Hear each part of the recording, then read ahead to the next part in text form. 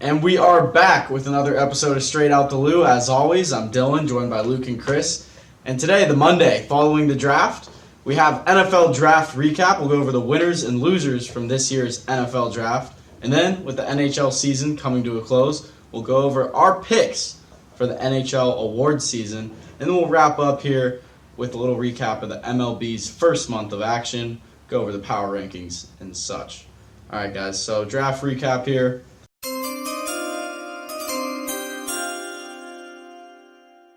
The Niners, big pick at 3, big straight out the Lou mock draft prediction. Lance to the Niners, the future of the franchise. As a Niners fan, I love the pick. I predicted the pick. You guys were in disagreement. It's all right, though. I'll forgive. But what do you guys think about it? First thoughts. I think it was a good pick for the Niners. I like Trey Lance a lot. I think we talked about this last time. If they were going to draft Lance, they were going to keep Garoppolo, and sure enough, he's still in the team. So I think you said this last podcast too. You expect Garoppolo to play this year and Lance next year unless something goes wrong with Jimmy, his health, or anything like that. But I like the pick. He's the new age quarterback. Can make plays on the run. I mean, we watch him film. We do a lot of film study here at Straight Out the Lou. We thought maybe he has to work on his accuracy a little bit, but he is definitely someone that could develop into a big time quarterback and a good pick by the Niners, I think. I think it was a great pick by the Niners because I think his biggest strength in his game, in his passing game at least, is his play action. Yeah. And Shanahan's a huge play action bootleg guy, get your quarterback moving, which Jimmy was capable of doing, which Matt Ryan was capable of doing. And then you also look at his other abilities, being able to run, being able to throw the ball deep accurately. I think he's going to be a nice fit for Shanahan and what they want to do out there in San Francisco. Yeah, his deep ball numbers, the completion percentage wasn't quite there. It's an accuracy issue, like Chris was saying. But I think those things get worked out over time. Definitely Shanahan will be able to work out those kinks with a year of him behind Jimmy. That's going to be huge. In today's NFL, it really pays dividends to have your rookie quarterback sit for a year and then put him into the action a year later. I think the Bears might do the same with Fields, hopefully. I doubt that'll work out with Dalton at QB1, though. But just one thing about this Lance pick I want to say. I saw on a couple other podcasts, social media channels over this past week, people were saying, did Shanahan tip the pick by saying the prototypical quarterback is a Drew Brees that runs like Lamar Jackson? Where's the credit? That take originated on Straight Out the Lou, and we read all the signs from that press conference from Kyle Shanahan and correctly predicted them. And now all these other podcasts are running with it like, oh, we're making this connection. No, started here. We speak things into existence on this podcast. That's right. We've had multiple Texas A&M Florida game. We've had many just significant. Taylor Hall. Yep. Another one right there. Texas A&M Florida, Taylor Hall. Much more. You just got to go back and watch the tape. Mac Jones. Let's hop into Mac Jones right now. Let's hop into some Mac Jones. Another controversial pick among the Straight Out the Lou podcast. Chris loved the Mac Jones at 15. Luke was not so hot on it right away. I think you've come around a little bit. I've actually come around. I'm going to explain myself here. I didn't look as closely on Mac Jones as I think I should have. I think he's definitely a little bit more accurate than I thought he was. I definitely think mobility is still an issue, obviously, but I don't really care if he can run. I know a lot of coaches do, but in the Pat system we've seen, it doesn't really matter. I'm kind of excited a little bit. I want to see what he can do, and I wasn't. Now I'm coming around a little bit. I'm not going to say he's better than Fields, better than these guys or whatever, but he's definitely a guy that I think should be picked in the first round. I'm fired up. I'll forgive Luke. He was a little upset on draft night, but he got in the film room. Yeah, that's right. I got in the film room. So he's come around.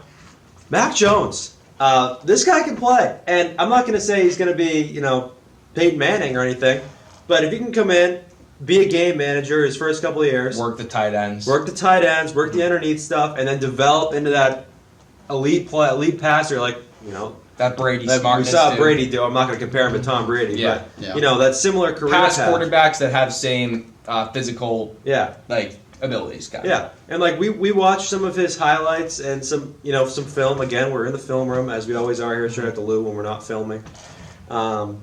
And it's not his fault that all those receivers were so good. Somebody still has to put the ball there, and even when they have a couple steps, he's still putting it in stride. I mean, the guy makes accurate passes. I know he can't move, and maybe that'll be a problem in today's NFL. But with what the Patriots are looking for in their system, I really like the pick, and I am fired up. I definitely like the pick more a little bit right now. So too with the free agent wide receivers who picked up Absolutely. Kendrick Bourne and Nelson Aguilar, who both I feel like fit Mac Jones' strengths. Mm-hmm. Kendrick Bourne is a guy that's going to be open in under 2 seconds to get the ball out quick.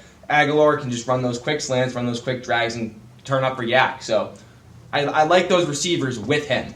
Absolutely. I mean, I still see the Patriots receiving core as being bottom half of the league. Definitely. No doubt. Definitely. Even with Jonnu Smith. I'm going to and go with their Hunter wide Henry. receivers, with their tight ends, their top Tight ends. one. Yeah. Yeah, but if you put together the whole receiving core, there's not going to be a lot of separation outside the numbers beyond 10 yards or inside the numbers. Just beyond 10 yards for any matter. Unless he's able to somehow, unless Aguilar's, somehow is the only deep threat able to split safeties. Got N'Keal Harry.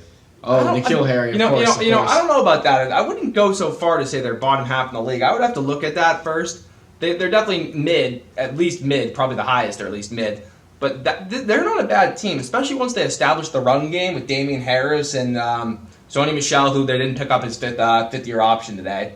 But those guys can set a tempo, and that's going to make it easier on Mac Jones and the receivers to get open because the Patriots have such a good scheme and know how to get receivers The open. offensive line is strong too. I mean, those receivers might not be an elite category. We but saw a guy like Malcolm Mitchell, who's a Nelson Yeah. Aguilar prototype, had so many catches in the Patriot system. It's just it's got to be the underneath stuff. It's got to be scheme to get guys open, and they have to run the ball well. Yeah, I'm not as hot on that receiving core as you guys seem to be. I think they, at most, not at least, but at most, they're middle tier. That's what I meant. Yeah. But, like you guys were saying, hopefully they're able to run the rock, work some play action off those tight ends in the run game. But, I mean, okay, one question Jacoby here. Myers is a deep ball threat, too. Yeah, he's quite the threat. The biggest question mark here is, when does he take the helm? Like, if he's saying, whenever he's ready. He was saying on draft night, this is Cam's team, I'm just here to help him. Bill, Cam's our guy. We watched Cam last year. You run back the tape, do our film room studies, and I trust Belichick to make the decision when he thinks it's ready. Yeah. I think it's going to also depend on the Patriots' schedule when that bye week is, because they could have him just come and work for 2 weeks with the first team off that bye if they play the Jets or something, come in and get him a nice warm-up game. It all depends on the schedule, Cam's performance, and what Bill sees in practice. I feel like that's what we're going to go off of. If Mac Jones is not terrible in practice, I'm starting in week 1. But what I think will end up happening is they'll start Cam, and he'll be terrible for a couple weeks, and then Mac will come in and play. And we know Belichick's not going to favor one of them. No. Kissing up to him because Mac Jones ran the Navy play at the That's right. at the pro day, so they both will say anything to Belichick. So And that's why it's Stidham time. yeah, will it be difficult to transition from the Cam power run offense to Mac Jones pocket passing offense? Absolutely not. I don't think so because they ran that blocking passing offense for 20 years. Yeah, new roster, new receivers, new tight ends, a lot of new faces, right? I mean, Lot of transition, especially if it's mid-season, might be a little rocky. A lot of new faces, but I'm really hoping Hunter Henry can run a 5-yard stick route. Same staff too. I mean, Yeah, same staff. These guys know what they're doing. I'm not too concerned. Obviously, if he comes in and sucks, that's going to be bad. But I like his scheme. I like the scheme fit, and I trust our coaching staff. Historically, it's a nice scheme fit. Going from Cam to Mac might be a little tough. And if the coaching staff doesn't get it done, they're going to have to get fired. I agree. So right, you gotta 'cause trust they're- him. They're going to fire Belichick. Belichick's on the hot seat this Belichick season. definitely is on the hot seat. Okay, for sure. Let's take a little sneak peek here at the AFC South. So the Titans, Colts, the Jaguars, and the Texans are the 4 teams in this division. The Texans walked away from this draft without a first-round pick, without a second-round pick, but they did get Davis Mills in the 3rd round. The quarterback of the future, because Deshaun Watson, who knows what's going to happen there. So, the Texans, clear losers, but an interesting team in this division, the Jaguars, walk away from this draft. 2 first-round picks in Trevor Lawrence and Travis Etienne. That's right. 2 running backs on day 1, Chris. That's right. Two running backs went in day 1. 2 running backs went in day 1. Just like it was predicted on Straight Out the Loop. But the Jaguars, at the beginning of the second round, they took an O-lineman to help out their new rookie quarterback. They have some weapons down there. DJ Chark, D.D. Westbrook. Their defense is young, up-and-coming, new head coach. What do you guys think about the Jacksonville Jaguars this season? I will say first, I don't think we can confirm that D.D. Westbrook is on the Jaguars. I think he's a free agent at the moment. But if they were to re-sign him, D.D. Westbrook, I was pleased with what the Jaguars did and what Urban Meyer did. I definitely thought it was a reach to take ETN at 25 when it's a position that you don't really. It's not a position that you're going to need to address. Really, you can address it through undrafted rookies. There's 4 on day 3 in the draft. But, he did it. And, it's going to give Trevor Lawrence, I feel like it's going to make him a little more comfortable knowing he has his teammate there, Travis Etienne, a guy that he's developed really good chemistry with over the past 3 years. So I like the direction in a sense, but if I was the general manager or the coach, whatever, the Jaguars, I don't think I would have taken ETN in that pick, and I would have either traded down or taken best available player outside on defense. Yeah, that was the worst pick of the draft. That was a disgrace. No. Taking a running back in the first round and taking an overrated running back. But that's besides the point. You said, what's your outlook on the Jags? I think they had a decent draft outside of that pick. Mm-hmm. They have an actual quarterback, I think, coming in this year. We think Lawrence will be a good quarterback. As you said, their defense should improve a little bit. I think they can win maybe 6 games. I agree with that. They go 6 and 10. They're competitive in a lot of games. 6 and 11. 6 and 11. Sorry, but it's going to be tough. They have to play the Titans twice. They have to play the Colts twice. Yeah. So that's what I think. I think the clear winner in this draft too was the Colts in the AFC South. They draft really well. I thought they drafted really well. Again, Kwity Paye in the first round I thought was a steal at 21. They always do a good job there, and I think you got to watch out for them if Wentz can return to form. Yeah, the Colts, I'd say, are probably the team to beat in that division at the moment. I like the Titans. I'm a big Titans fan, but they didn't get their receiver in the first round. I think they went receiver second, third round, but right now you only have A.J. Brown there catching the ball. If teams are just going to key off one receiver and then Derrick Henry the whole time. Adam Humphries. Humphries, right. That's right. Yeah, but losing Johnny Smith, that's going to be tough for that team. So I'd say the Colts are the team to beat. The Jaguars, they'll be exciting to watch. I think they'll give those teams games. Trevor Lawrence, he's a competitive guy. He's never lost a regular season game in his life. So that will come to an end. Coming up this season, it's going to be life-changing events. Texans in that division they're trash. I don't know what they're doing there. I feel bad for Deshaun Watson. This guy, there's nothing going his way at the moment. Sad situation. How about the Chicago Bears, though? This team might be getting on the right track for once. Bring in Justin Fields at 11, making that huge trade to get him. The Vikings reported that they were going to get him at 14, so making that jump paid off huge for them. Obviously, you have Andy Dalton there, who I guess is their starter at the moment. But I think to bring a spark to this team, to make this team a real contender, a contender reminiscent of the double doink Chicago Bears, you need to put Justin Fields in there right away. Get that connection with Allen Robinson going as soon as possible and get that offense rolling. Because this defense can play. This defense can really play. The offense, when they put up points, this team's a successful team. And I think they can compete with the likes of the Vikings. Even the Packers in that division. I don't know. What do you guys think? I'm not going to get into the Justin Fields debate again. We know my thoughts on Justin Fields, but that's not really my point here.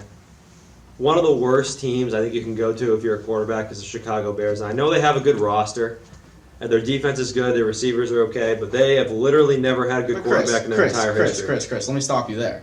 What about the law of averages? You have the law of averages with the Ohio State quarterback history and the Chicago Bears quarterback history. Law of averages working for Justin Fields. Double-fold. Yeah, the law of averages it's beyond the point of law of averages in my estimation at this point because the Bears have been around forever and they've literally never had a good quarterback in their entire history. I don't know how that's possible. I seriously have no idea how that's possible. And Ohio State, same thing. No good quarterbacks come out of there. But I'm not talking about Justin Fields. The Bears, I agree with you though. If they're going to compete, Justin Fields has to be the starter. We'll see if he's good or not. The trends say probably not because the Bears suck at drafting quarterbacks and finding quarterbacks. But yeah, they're not going to win anything with Andy Dalton. We know that. We saw Mitch Trubisky last year, and I'm not sure Andy Dalton's that much better than Mitchell Trubisky. And we saw what Dalton did with Dallas last year. He was a real stellar player for them last year. Did a great job. So yeah, Justin Fields, I think you have to put him out there, but I'm not confident. From what the Bears did on draft day, I was impressed with what they did. I thought they were aggressive. They made a statement in the draft showing that they were going to move up and get their guy. If Justin Fields clearly was their guy. I really like the move, more so whether he pans out or not. It's regardless. They got a quarterback in the first round, while the best team in the division is teetering. As we see with the Packers and Rodgers, all that going on. I thought it was an aggressive move and a good move, and they need to capitalize this year and maybe have a chance to win the division. Yeah, teetering teams like that, I think, have to go out and make statements in the offseason and in the draft. If you're just going to keep teetering on the bridge between mediocrity and contending and not actually going out and making real risky, impactful moves, you're just going to stay on that bridge. Putting pressure on the higher teams. And it's going to collapse. The Packers are a team that have been doing this for the last 4 or 5 years, just consistently screwing up the offseason and the NFL draft. And as you can see, Rodgers is now potentially going to become the Jeopardy full-time host over being an NFL quarterback. Crazy situation. But you see the Bears out here going out there and taking the risk, doing what they have to do to put themselves across that bridge on the right side of it. I really like the moves they made, and great draft by the Bears. I think that this team might actually be a real contender in the next few years. I think they'll definitely be a playoff team this year. Time will tell. Time will tell. All right, early Rookie of the Year picks. Who do you guys got? Lawrence. I really don't think it's going to be close. I think Trevor Lawrence is going to be such a superstar. Just really high on him, Lawrence. Yeah. I'm sure there'll be somebody that makes it somewhat of a debate. Oh, well, yeah. There'll be breakout rookies, but it's hard to pick against Lawrence. I'll take him.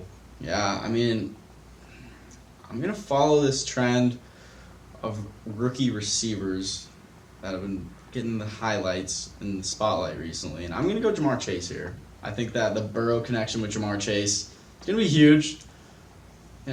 We'll see how great that offense is with their offensive line. They did make an addition at left tackle, and I believe they brought in a center as well. So hopefully there's some additional protection there for Burrow, but that connection with Jamar Chase was nasty at LSU. Personally, I think the guy that will challenge Lawrence the most will be Devontae Smith. Devontae Smith with Jalen Hurts? With Jalen Hurts. I think that he's going to be really good. That's all. I mean, the tape says it. The stats say it. It says it for Jamar Chase, too. I just think that's, Burrow's going to have a tough time with the offensive line. And Jamar Chase, there are a lot of good receivers already on that team. Yeah, I think Devontae Smith will be helped out a lot if Jalen Reagor steps up. If he steps up, yeah. If he steps up, he could be dangerous. Becomes an actual first-round pick, which he did not do last year. I know he had injuries, but pretty bad player. What a mistake drafting him there, at least over Jefferson. Currently seems to be quite the mistake. So if he steps up to his real potential, what the Eagles saw last year, draft time, Devontae Smith, field's going to be open up for him. Jalen Hurts is going to have a field day. I agree. I think the Eagles are in a decent spot right now. Decent spot. But I think Trevor Lawrence will ultimately be the Rookie of the Year, if we're all being real here. Yeah. If we're all being real here. All right, so NHL regular season coming to an end real soon here. So we're going to give you guys our picks on who's going to win what awards in the NHL this year. Requested by a loyal listener. Yes, per request of a loyal listener. Mm-hmm. All right, so I'll explain the trophies since I follow mostly. We're going to start off, we'll go Chris, Dylan, and then I'll make my pick. We're going to start with the Hart Trophy. We'll combine these two because they're basically the same. The Hart Trophy is the most valuable player award in the NHL, and the Ted Lindsay is also the most valuable player. It's just voted by the Players Association. So who do you guys got for the Hart? Yeah, I'm going to get a lot of flack for this, but I'm going to go with Austin Matthews here of the Toronto Maple Leafs. Unbelievable. Yeah, I mean, you should be. So what I did is I looked at some of the top MVP contenders. I know Connor McDavid is he's deserving. I wouldn't be mad if he won this award. But I looked at the top contenders and I looked at the best teams, and the Maple Leafs are in first place, and Austin Matthews is probably the second or third best player in the league, right? So no. I went with Austin Matthews here because winning matters. Yeah, Austin Matthews, solid player for a winning team. He will win the Rocket Richard, so. Winning does matter in this league, definitely. But Connor McDavid, this guy's nasty with the puck. He's a magician. That's right. He's a magician with the puck. You see it, now you don't. You see it, now you don't. You see it, it's in the goal. Top Ched every time. I've seen this guy only play a few times on YouTube, but God, what a player. He's going to win the awards. Yeah, I mean, it's a crime to go against Connor McDavid here, and you should just be out. You should be ashamed of yourself for even saying that Austin Matthews is in Connor McDavid's league. The guy can score goals flat out, but Connor McDavid is such a dynamic playmaker, and the stats back it up. He's got 87 points in 50 games, right, or 49 games right now. He's got 87 points to Austin Matthews 62. Let's not to mention that Austin Matthews doesn't even have the most points on his team. Mitchell Marner actually has the most points on his team. Toronto, you can say all you want about wins, whatever. Like, you could have Crosby winning the MVP. That was he your runner-up? He was my runner-up, yeah. He was your runner-up? But Austin Matthews, I think he's better, just a little bit better than Crosby, so I have him ahead. Because they're both in first place. So they were my top two. McDavid. Yes, that's the correct pick. This is the most controversial one right here, in my opinion, the Norris Trophy for the best defenseman in the NHL. Chris, we'll start with you again. Who we know this is going to be a man, Charlie McAvoy was really close to winning this award. I was so close to giving it to Charlie McAvoy. That would have been a huge... But I'm going to go with Victor Hedman of the Tampa Bay Lightning. Yeah. 44 points. The assist numbers are through the roof. 35 assists for Victor Hedman this year. He's having a great year, and the Lightning are very good. Winning matters. That's what I'm taking. Yeah. You know, I'm going to go with the guy who's got the most points here. Solid player. Can do it all. Adam Fox, New York Rangers. Again, there's just another great pick there from Dylan. I'm also going to go with Adam Fox, who has clearly been the best defenseman all year. He's really elevated his game in the second half. Oh, because they're in They're fifth not going to place. make the playoffs. Oh, they're in fifth place. So how can he win this award? I'm going to tell you right now, he has more assists than Victor Hedman right here. He's better defensively. They basically play the same amount of time on ice. And he's a plus 20, while Victor Hedman's only a plus 7 on the season this year. They're not going to make the playoffs. We get it, Chris. You're going to be wrong. Winning. I'm arguing who I believe should win this award. I will say we're here to make predictions. We're here to make speak predictions. Things into reality. Well, I'll be speaking this into existence then. I will tell you right now that Victor Hedman will be a runner-up, and also a runner-up will be Shea Theodore of the Vegas Golden Knights, who's had a fantastic season, who could also win this award very much so, along with guys like Cale Makar, Jeff Petrie, and Charlie McAvoy. When the NHL voters watch this podcast, they're going to be influenced by my take on winning. Yeah. That's just how I'll speak this into existence. Well, Taylor Hall won the MVP in 2018. His team finished 4th in the division. It's a disgrace. They'll be changing their opinions when they watch this podcast. For sure. All right, I don't think we need to touch on the Vezina. Do we all have Vasilevsky? Yes. Best goalie in the league? No. Vasilevsky. You don't have Vasilevsky. I have Marc-Andre Fleury of the Vegas Golden Knights because he has the best save percentage in the league, and his team's in first place. Does he have the most wins? He's the best save percentage in the league. Well, what is his wins? I don't know. Well, his team's in first place, so by 4 points. They have one more point than the Lightning. I mean, this is a clown show we got going on here. We got some loyal listeners that actually want. I have Marc-Andre Fleury. That's my pick. I'm being chastised for this. This is ridiculous. We'll move on to the Selke Award, which is the best forward, the best defensive forward in this category. Chris, you want to start us off? Yes. Going to be honest, I don't know anything about this award, but I looked at the odds and I looked at the teams who are winning. I went with Mark Stone of the Vegas Golden Knights. It's a great pick. You know, I did the same as Chris here. I'm not a very not an expert on the Selke Award, but I do like the Vegas Golden Knights. They're a great team, very sexy team, and for a not very sexy award, this award is going to go to a man on a very sexy team, Mark Stone. Yeah, you got Bruins legend Patrice Bergeron here, who's won it 4 times. They might name the award after him in a couple of years once he retires. Brad Marchand has had fantastic years, but those guys are both going to be runner-ups to Mark Stone, as you guys alluded to. I agree with that. The final one will be, finally we all agree on one pick there, the final one will be the Jack Adams Award for Coach of the Year. I have Ron Brind'Amour from the Carolina Hurricanes. Because winning matters. As I said, they're in first place, and if you look at the other first place teams, The Penguins, Maple Leafs, and Golden Knights, nobody's really shocked by that, are they?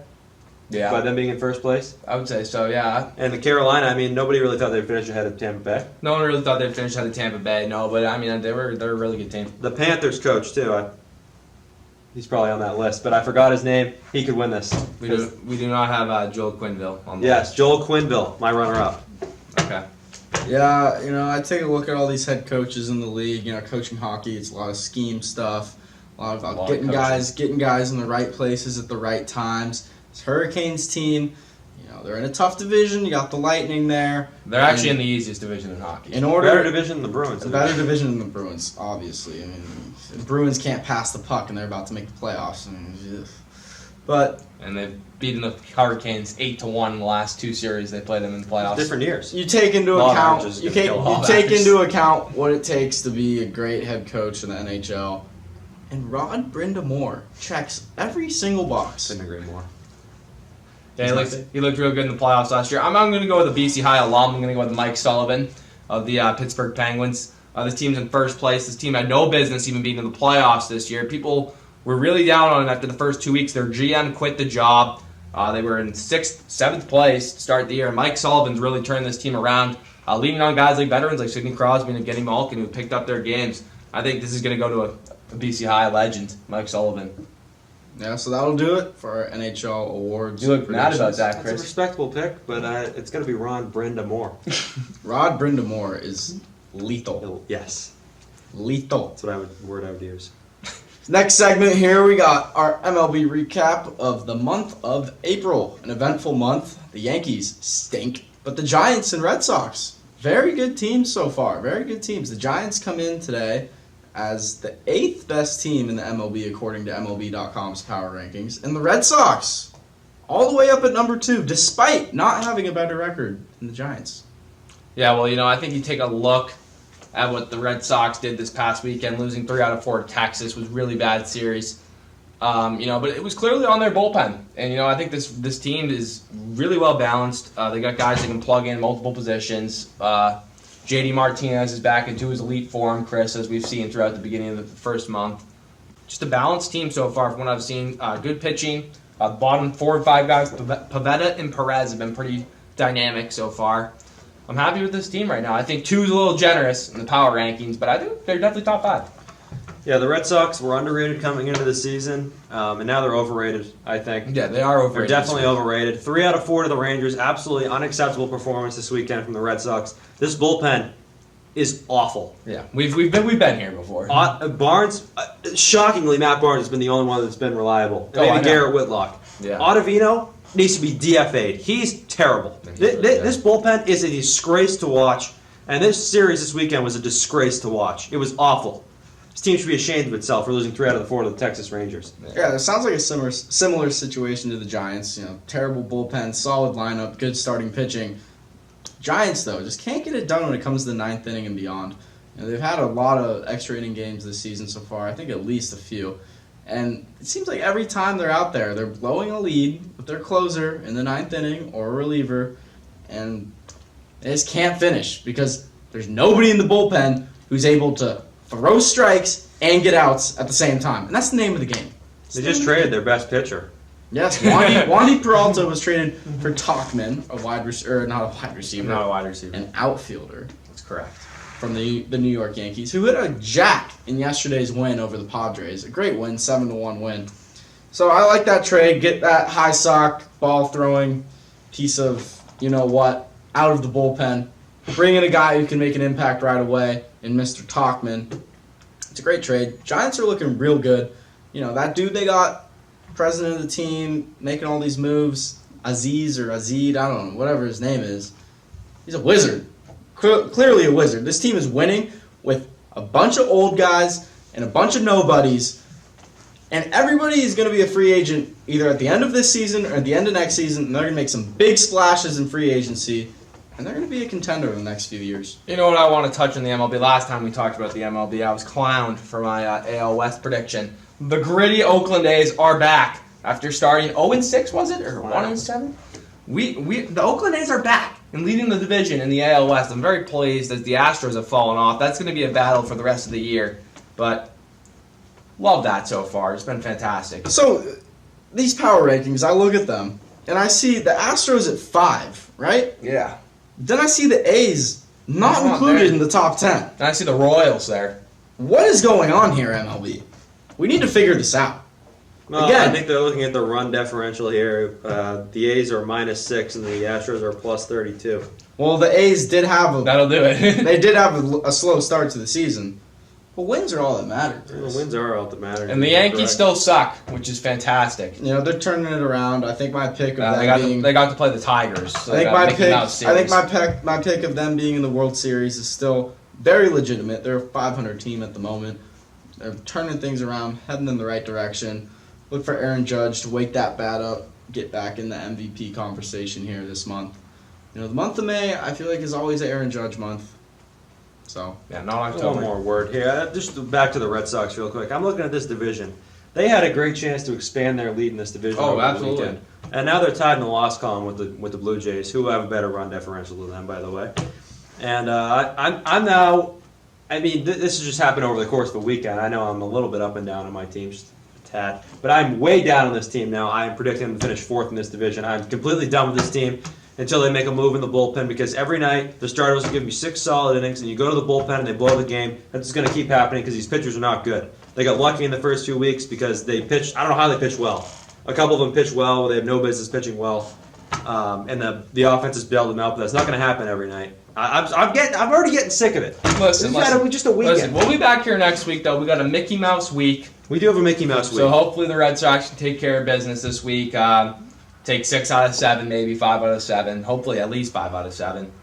yeah, you know, next week you have and then 3 losses you got a big series. in a row. You got a big Who are series. they playing next week? We got the Tigers here. We got the Next Orioles. week they have the A's. That We was have the A's question. at home, though. We have the A's at home. We don't struggle with them at home, only in the Coliseum. I think we need to take this Mickey Mouse week very seriously. Absolutely. After losing our cool this weekend in Texas, which was it must have been all the fans. Might have been all the fans. I mean, that was a disgrace. That Yeah. was a Mickey Mouse series too. That team sucks. Yeah, That was awful. Yeah, they didn't capitalize on their first Mickey Mouse opportunity, so they got another one right here. See what they do. Yeah, Tigers probably the worst team in baseball. If they don't walk away with 3 wins, it's going to be disappointing. for Very sure. disappointing.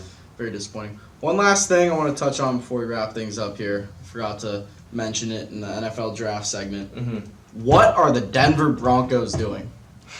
What are they doing? They have Teddy Bridgewater and Drew Lock at quarterback right now. And they had the 9th overall pick.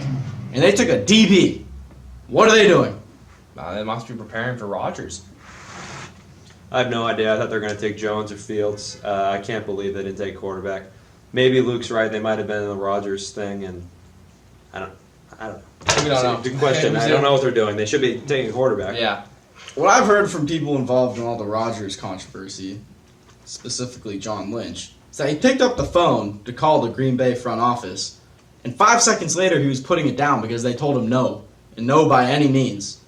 No. Hard no. So the Broncos have more to give up? I guess. I don't know. But for some reason I think Denver still thinks they're in the sweepstakes for Rodgers, and I don't see it happening. They're going to roll out Teddy Bridgewater, be another disappointing team. Back down John Elway. What are you doing? They got a tough division. They're going to finish probably 3rd. Vegas is probably going to finish in 2nd, and the Chiefs are probably going to finish in 1st. So, Yeah. I mean, they got a good roster. They just don't have quarterback. No, Similar to the team that's going to be below them. You're Yeah, right, similar right, to that right. team. Yeah. Yeah, the Chargers will be 2nd in that division, and Oh. The Broncos, God. the Broncos, God. Second. the Broncos, one of the better rosters outside of the quarterback position in the NFL. They're gonna be a last place team in their division, and it's all because you didn't take a freaking quarterback, John Elway. Well, they'll finish in 3rd. John Elway, you fumbled. I'm disappointed. You can't really seem to develop guys. You have to rely on old man Peyton Manning coming in to get you a Super Bowl. It's sad to see. It's real sad to see. Anyways, that'll do it for this episode of Straight Out the Lou. Thank you for joining us, and stay tuned for more content.